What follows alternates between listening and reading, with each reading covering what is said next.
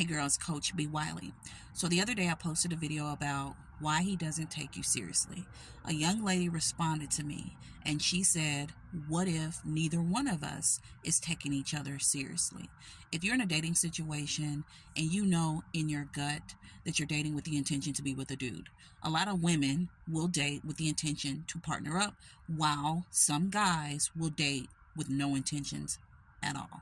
That's why it's important to get clear on the first date what his intentions are of dating, not with you because he doesn't know you and you don't know him. That's why you're on the first date. But you want to know before he even knew you, why are you dating, sir? And then that's when you find out if it's going to go any further or if it's just going to be a one and done. So that's that. So if you're in a situation right now and you're just going with the flow, because that's what that is, no intentions, you're going with the flow, you ain't got no real plan, then you need to stop doing that. If you know in your gut you want to be partnered up, don't waste your time. And so the young lady then says to me, so if I'm naive, does that mean I deserve to be punished?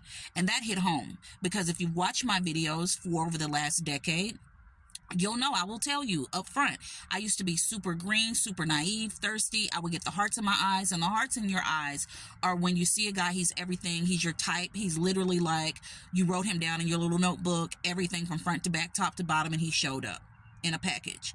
That's when you get the hearts in your eyes. You're infatuated with this dude. He can do no wrong. He can be inconsistent. He can be all over the place. He can tell you one thing and do another, but the hearts are so big in your eyes, you're so infatuated that totally eclipses who he's showing you he is versus in your mind who you have fictitiously imagined him to be. So if you are now like I used to be, no, you don't deserve to be punished for not knowing any better. When you're naive and you're green, like I used to be, that meant I only worked with what I had to work with. I didn't know past what I didn't know. So I only used what I had, which wasn't much, and then it didn't lead me down the right path. And so guys, not all, but some guys with cruel intentions, hidden agendas, bad intentions will literally take you down through there. When you're naive, you will get dogged the F out by a lot of dudes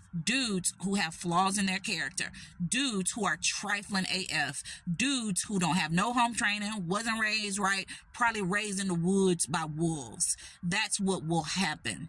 And if you got good sense and you're a man of great character, you're going to notice a naive woman and actually try to educate her, actually try to give her some game. I personally had a friend that actually gave me the game, and then I figured it out the rest of it. Like, he gave me the game, but I used my brain, my common sense, plus what he gave me to get to where I am today, thus now attracting a different kind of dude, because the dude ain't quality. I talk about quality guys here, and in order to get that, you must become that quality woman. Back then I wasn't a quality woman, so I was attracting trash. What is trash? The man with hidden agendas, the men that just want to come in, sleep with you, and throw you back outside, the dudes who want to lie to you, cheat you, love bomb, they are inconsistent, they leave you on red, they make up all these excuses, they're not even single. Like, these are those examples of some examples of those types of guys. So if you're watching this and you're not feeling that bright when it comes to dating, guess what? That's okay. Why is it okay, B. Wiley? Because you can step your game up, just like with anything. When you first started your first job, did you know what the heck you were doing? Absolutely not. My first job was at a movie theater when I was 14 years old. I didn't know how to pop popcorn in the machine. I didn't know how to use the cash register, but guess what? I got some training and I got it together. And so with you, dating is training. Talking to the men in your life, like I tell y'all to do, your brother, your cousin, your uncle, a dude that don't want you romantically, you talk to him about what he thinks about you. Does he see you as a quality woman? Does he see you as a woman that is smart, that can recognize BS a mile away? Like, you literally need to have these conversations with these people that you trust and that will give you an unbiased opinion about who you are and how they see you as a woman, wife, girlfriend. Excuse me. Then once you do that, you look back on those dating situations. You go through it and you say, oh, you know what? I should have never even went past date number 3 because he had a deal-breaking red flag. I recognized that, but I didn't recognize that then. All you have to do, as you're getting smarter and growing and coming and graduating out of your naivety, is that a word? As you're graduating out, you'll look back, you'll reassess, you'll readjust, you'll self-assess, you'll listen to your brothers, you'll actually hire a life coach, you'll hire a therapist, you'll talk to your girlfriends who are in successful and healthy relationships. You'll get advice from them. You can even talk to your mother if she's willing to share her experiences before she met your dad and married him 30 years ago. You have to use the good resources that you have versus doing what you see on social media and doing what you see on reality TV, because it's not real. And so you always go with your gut.